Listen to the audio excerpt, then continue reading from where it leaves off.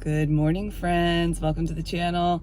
It is 5:57 a.m. and I'm just pulling in from the gym. Is this like one of those social media people where they're like, I wake up at 5 and I just bound out of bed and I go work out? Today, yeah. Actually, I laid in bed for quite a while, but then I did get up. So we got a gym membership. The boys already had it because they take swim lessons at the Y. So we went and got like the family plan. And I needed to do some exercising. I can tell I just feel a little on the lethargic side, a little like wah, wah.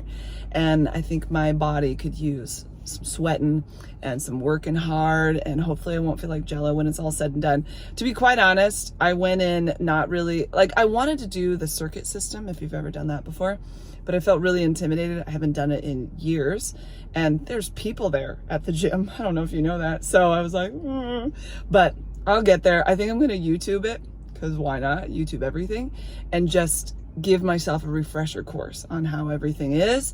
The circuit training has numbers on it, so you know where to start. But there was an old guy sitting in number 1, and I'm like, oh, I don't know. So I did do the, what's that thing called? Treadmill. And I have fallen on the treadmill twice in my younger years when I would go to the gym. So I'm pretty apprehensive. Plus, sometimes I feel like my balance is a little bit off. Just with silent migraine stuff, whatever. So I held on lightly and I walked. I'm a fast walker, so I got my slight incline, my walking, my ears in, listening to some music. And I thought it went really well. I was very proud of myself. I did that for 10 minutes. Then I grabbed the ball, and I've had 5 babies, FYI. And I've really noticed my core and my back area are just, they're not strong at all. And my posture is not great. So I've been working on standing taller and kind of doing like Kegels and some internal ab exercises. So I got on the ball and I did some ab work there. And man, my back was like, what are we doing here? So that's probably, I'm doing something wrong. I need to fix that. And then I kind of wandered around. I was like, I don't know what to do. So I went on the stair stepper. I went 15 flights of stairs. And I was really trying to focus. Use your tushy, get it up, because we got to get that tushy firm again. It used to be so firm in high school, and well, that's 20 something years ago, and it's not that way anymore. So we're gonna get it there. I can't wait.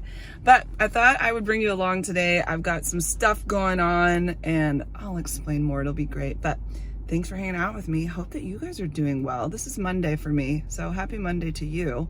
And 6 a.m. Let's go inside, make coffee, go take a shower. Put ourselves in order here. It's not bad when you leave your makeup on from the night before. You don't look too bad. Don't do that. Wash your face every night. Be good. We're closing in on 8 a.m. and I am waiting for labs to open at the doctor's office. I had a positive pregnancy test over Mother's Day weekend.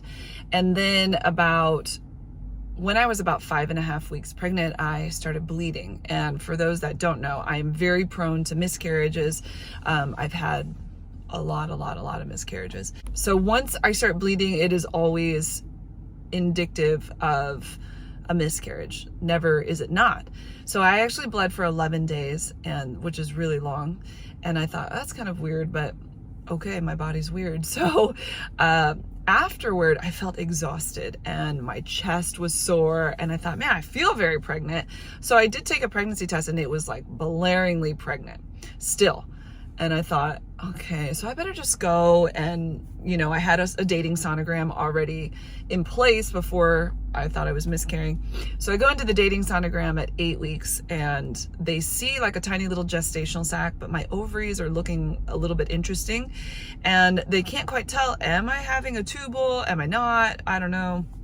So we just kept doing some blood tests, and they were like inching up a tiny bit, but for the most part kind of staying the same. So that can be indicative of all kinds of things, like a failed miscarriage, they call it. Anyway, so I kept doing my blood draws, and they did another sonogram, and they just couldn't tell. It was very inconclusive whether I was having a tubal. There was a gestational sac sort of looking thing, but it was teeny tiny, but then it looked like there was a tubal ring. We didn't know. So I did start bleeding again, and heavily, in a good way, I guess, not like overly bleeding.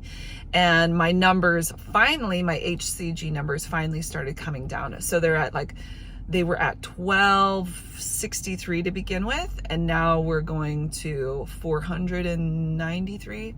Hopefully that was on Friday. That was on Thursday, and this is Monday.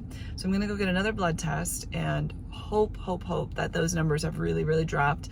And I would love to just not have to do anything outside of just wait it out, because my other options were to have a DNC and then also go in and check the tube and see if it's blocked, or you can get this methotroxy, some shot, and that can help with a tubal and all of that. So I didn't really want to do either of those.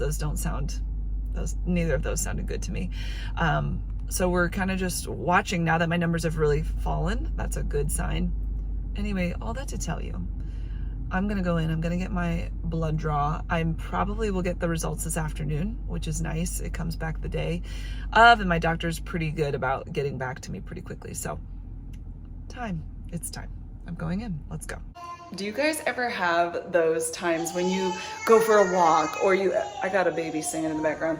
When you go for a walk, or you exercise, or you eat really well, and you're like, I am amazing and I can take over the world, and I will never go back to not doing this because it's so fantastic, and I am awesome.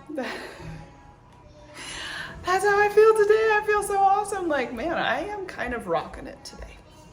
I exercised and I haven't put anything into my mouth yet that has sugar, correlated with it. I did just make a ton of muffins though. I mean, they're homemade goodness muffins, pumpkin chocolate chip as always. So I'm gonna try not to eat those though, because they make me so sleepy. I'm gonna try to do a salad. We'll see about that. We will see. So Mommy used to make chocolate chip, pumpkin and banana, but we didn't really eat the banana one, it was just the pumpkin one, so she stopped making it. It's true. I love banana. All my banana people became unbanana bread people. Sad. Good morning, good morning. It's a new day, and I did get my test results back. So it went from 493 to like 291, I believe. My numbers are still coming down for my HCG.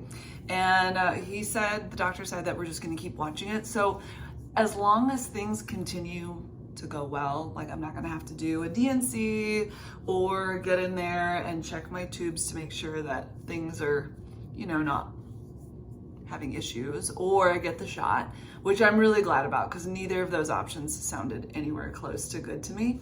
And I'd also like to update you with the fact that, have I been back to the gym? No, I had some projects that I had to work on, so I was getting up early to do that, and then because I'm getting up early, I was like, now I'm tired, so now I'm gonna sleep in, and well, here we are.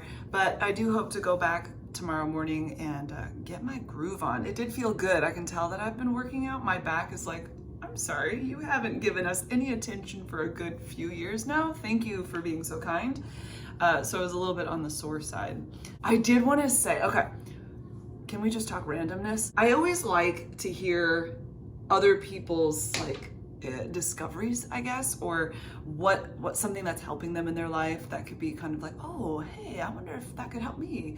So that's why I tell you all these random things. But so one of my kids has been having a hard time sleeping, and they're rather particular in their food, like really particular in their food, texture and smell, and there's just a lot of issues there. So it's kind of hard to help them feel satisfied and filled up and be like, okay, I've had enough to eat. It's been a battle for a long time. And I think we finally figured out, after months of not sleeping well and not being able to go to sleep easily or stay asleep, waking up really early, is that maybe, just maybe, they weren't getting enough nutrition. So we bought some, Orgain, kind of like a Pediasure, but it's through Orgain chocolate shakes. And I'm kind of with the mindset, you do what you got to do for your family. And is it like my most Is it what I really want to do? No. But do I really want my child to sleep well and start feeling, energized and all of that? Yes. And so for now, this is the answer for us. So we've been giving said child this little drink every night around 7 o'clock, and it has miraculously helped them to sleep through the night, going to bed much more easily, waking up more rested, which in turn I had noticed over the last several months that it just seemed like low energy and wanted to lay down a lot and just didn't have the oomph, and now just like 5 days in, seeing the oomph in them again and seeing them lively and excited and just ready to do life is so, for a mama's heart, that is just like the best of the best. And I'm really grateful. I remember when this baby was a baby. I remember when this child was a baby, and around 6 months started waking up multiple times a night. I was breastfeeding and did not want anything to do with a bottle in any way, shape, or form. And I was about to lose it. I mean, 6 months of 3 to 4 times a night is really hard on a mama, and especially you've got other children and you're trying to do life during the day and all of that. And then finally at a year, switched over to milk, and for some reason took milk like, oh, this is fine, and immediately started sleeping through the night. And it was just like, I felt like a new woman, let me tell you what, felt like a new woman. So all of that sort of played into me going, wait a minute, oh yeah, oh, and putting it all together, and Marcus helping too with that whole thing, because he's like, let's get some Pediasure for the kids. He just likes them to have that or whatever. And I was like, no, we should really not do that. And then it kind of dawned on me, no, maybe we should try this and just see would it help with sleep, and it totally has. So all that to say, maybe, just maybe, if you have a child in your life that's not sleeping well and maybe they don't eat the best or eat a lot, that perhaps that could be something to help. I don't know, it's been pretty cool in my book. Also, at the same time, before we thought about that, I ordered, it's called 8 Sheep, is it 8 Sheep Organics? I can put it down below. They have magnesium lotion for children and like pregnant women, I guess any women, I'm using it.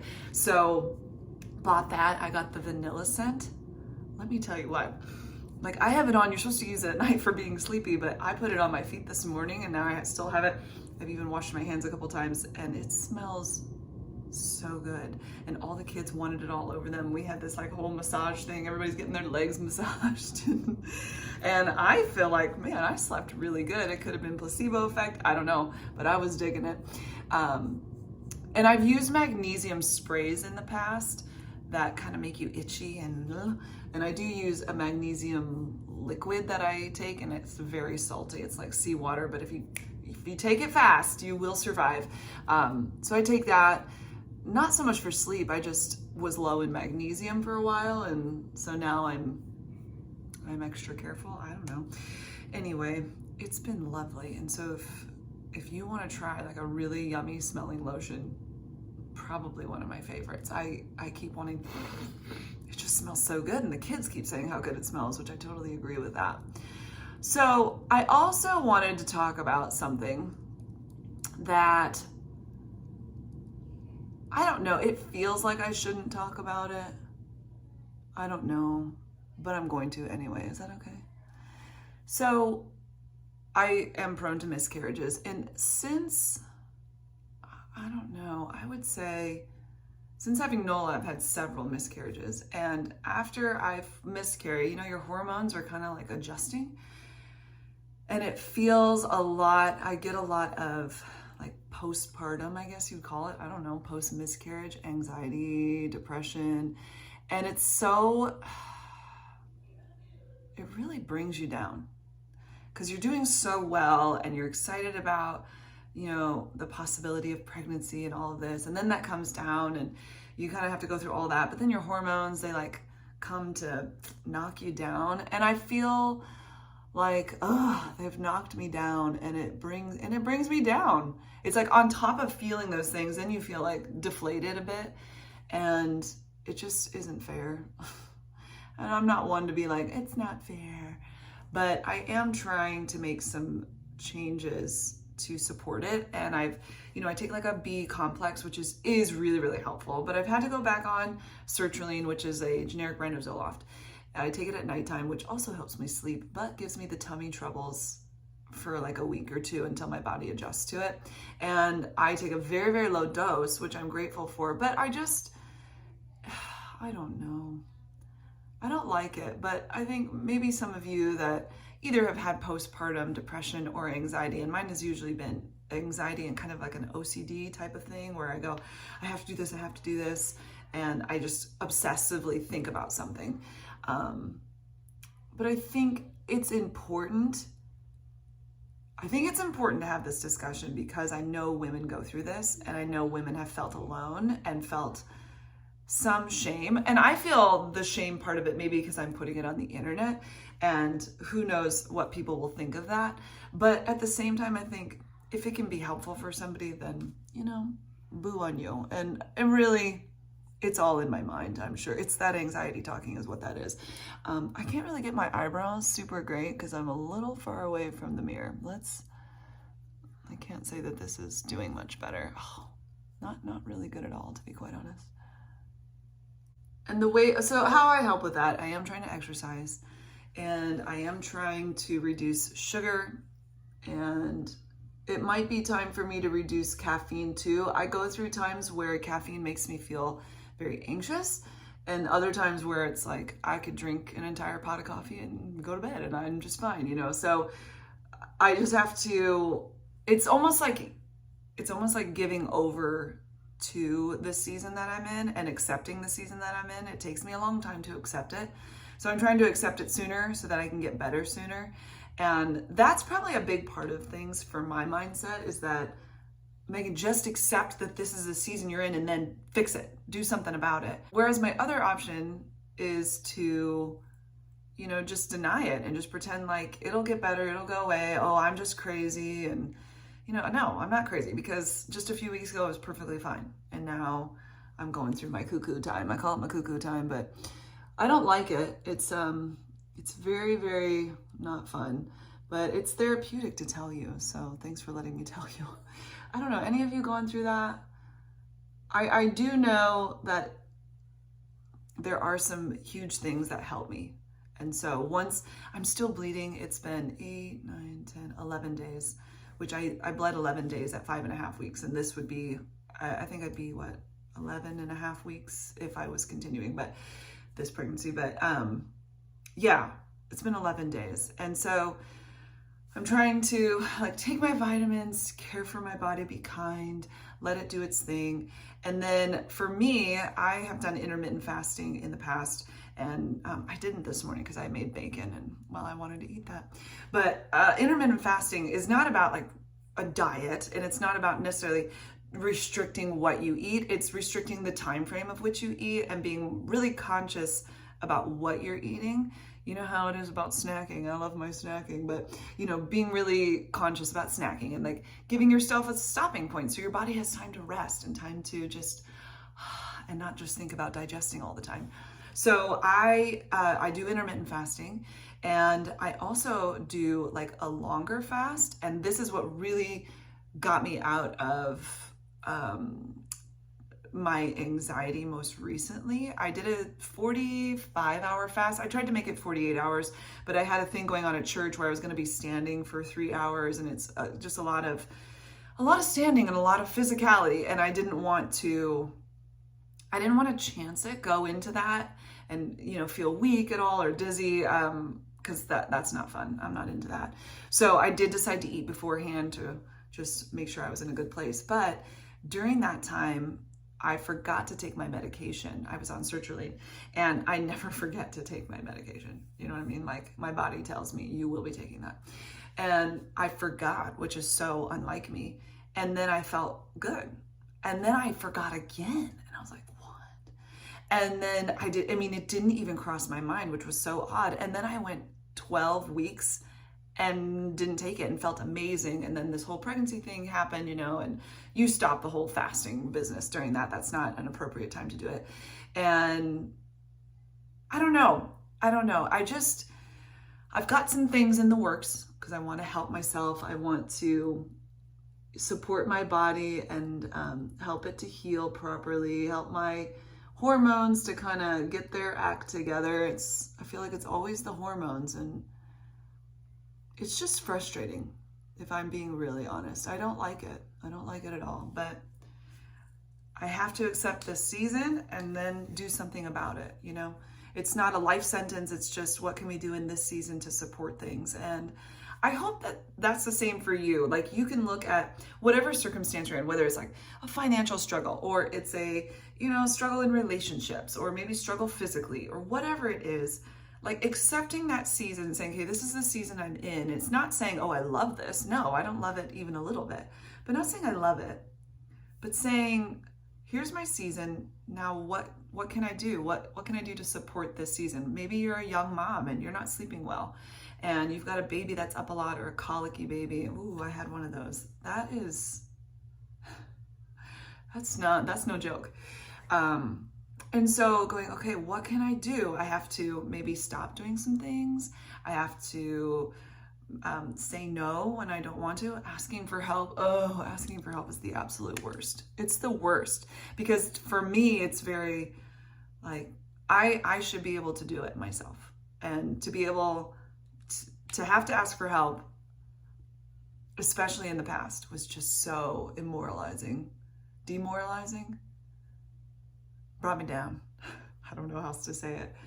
And I'm getting better and better. And also, my kids are getting older and they're able to do more, which is good. And I feel like there's a good balance there of, you know, saying, hey, can you guys take care of emptying the dishwasher? I think the 4 of you can do this together and make that work.